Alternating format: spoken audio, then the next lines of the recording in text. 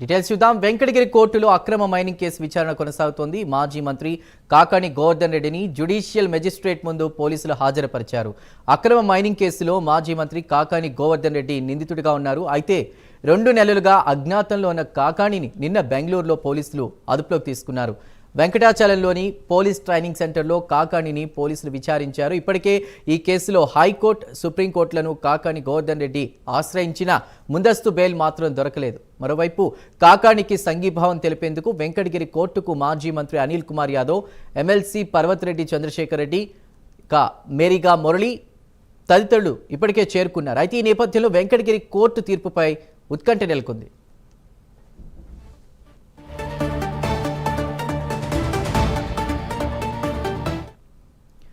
ఇదే విషయంపై మరిన్ని డీటెయిల్స్ మా ప్రతినిధి నరేష్ అందిస్తారు. నరేష్, చిన్న మొత్తానికి మాజీ మంత్రి కాకాని గోవర్ధన్ రెడ్డి ఇటు వెంకటగిరి కోర్టుకు చేరుకున్నారు కాసేపటి క్రితం. అయితే ఇప్పుడు మెజిస్ట్రేట్ ముందు కూడా ఆయన కాకాని గోవర్ధన్ రెడ్డిని ముందు హాజరుపరచడం జరిగింది. ఇప్పటికే వెంకటగిరి కోర్టులో మెజిస్ట్రేట్ ముందు కాకాని కేసుపై జరుగుతున్న వాదనలు, పోలీసుల తరపున వాదిస్తున్న కేసు స్పెషల్ పబ్లిక్ ప్రాసిక్యూటర్ అయినటువంటి కేతర్ తో పాటు కాకాని తరపున వాదిస్తున్నటువంటి హైకోర్టు నుంచి 4 లాయర్లతో పాటు నెల్లూరు జిల్లా వైసీపీ లీగల్ సెల్ లాయర్ అయినటువంటి రోజారెడ్డి మరియు ఈ యొక్క లీగల్ సెల్ సంబంధించినటువంటి లాయర్లు వాదనలు జరుపుతా ఉన్నారు. దీనికి సంబంధించి పూర్తి అప్డేట్ మరి కాసేపట్లో రాబోతుంది. మాజీ మంత్రి కాకాని గోవర్ధన్ రెడ్డి అక్రమ రవాణా ఏదైతే క్వార్జ్ అక్రమ రవాణా కేసుకు సంబంధించి A4 నిందితులుగా ఉన్నారు.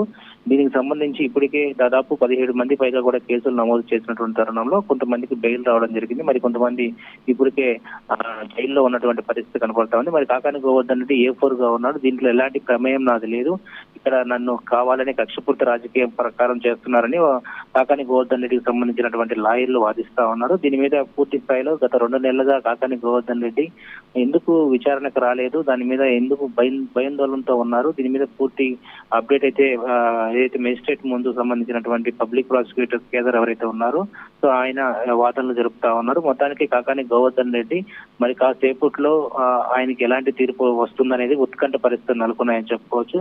అయితే వెంకటగిరి కోర్టు వద్ద ఒక ఉత్కంఠ పరిస్థితులు నెలకొన్నాయి. మాజీ మంత్రి అనిల్ కుమార్ యాదవ్ తో పాటు ప్రస్తుతం తిరుపతి ఎంపీ గురుమూర్తి, అదేవిధంగా ఎమ్మెల్సీలు పర్వతరెడ్డి చంద్రశేఖర్ రెడ్డి, మేరీగా మురళి, అదేవిధంగా కొంతమంది నాయకులు కూడా వెంకటగిరి సంబంధించినటువంటి కోర్టు ప్రాంగణానికి చేరుకున్నారు. ఉదయం నుంచి కూడా కోర్టు ప్రాంగణం అంతా కూడా 144 సెక్షన్ అమల్లో ఉంది. ఎవరు కూడా వైసీపీ నేతలను కూడా లోపలికి రానికుండా చాలా వరకు కూడా పకడ్బందీ చర్యలు అయితే చేపట్టారు. బందోబస్తు నడుమున ఇక్కడ DTC సంబంధించినటువంటి డిస్ట్రిక్ట్ ట్రైనింగ్ సెంటర్ నుంచి కాకాని గోవర్ధన్ రెడ్డి ఇటు బందోబస్తు ముందు తీసుకెళ్లడం జరిగింది. కాకాని గోవర్ధన్ రెడ్డికి సంబంధించినటువంటి అక్రమ కేసుకు సంబంధించినటువంటి దాని మీద పూర్తి అయితే వాదనలు అయితే జరుగుతా ఉన్నాయి. మరి మెజిస్ట్రేట్ ఎలాంటి తీర్పు ఇవ్వబోతుంది అనేది మాత్రం వైఎస్ఆర్సీపీ శ్రేణుల్లో ఒక ఉత్కంఠం అయితే కొనసాగుతుంది.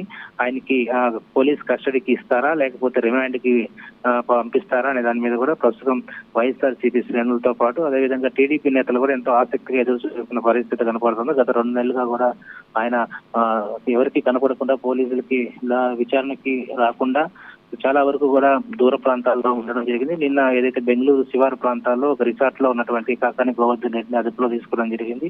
నిన్న రాత్రిలో ప్రాథమిక విచారణ చేపట్టారు.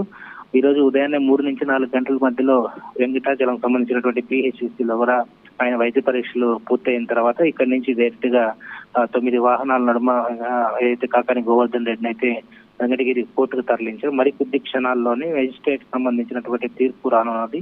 ఈ నేపథ్యంలోనే వైఎస్ఆర్సీపీ శ్రేణులు కూడా అక్కడ ఎవరిని కూడా ఉండనీయకుండా అక్కడ చాలా వరకు కూడా ఒక పకడ్బందీ చర్యలు చేపడతా ఉన్నారు. పోలీసులు భారీ ఎత్తున కూడా మోహరించి ఉన్నారు. ఎందుకంటే వైఎస్ఆర్సీపీ శ్రేణులు, మాజీ మంత్రులు, మాజీ ఎమ్మెల్యేలు, నియోజకవర్గ ఇన్ఛార్జీలు కూడా కోర్టు ప్రాంగణానికి వచ్చినటువంటి నేపథ్యంలో ఎలాంటి అల్లర్లు జరగకుండా పూర్తి స్థాయిలో వైఎస్ఆర్సీపీ శ్రేణులు మాత్రం కోర్టు ప్రాంగణంలో ఉండనీయకుండా కూడా దూర ప్రాంతంగా ఉంచడం జరిగింది.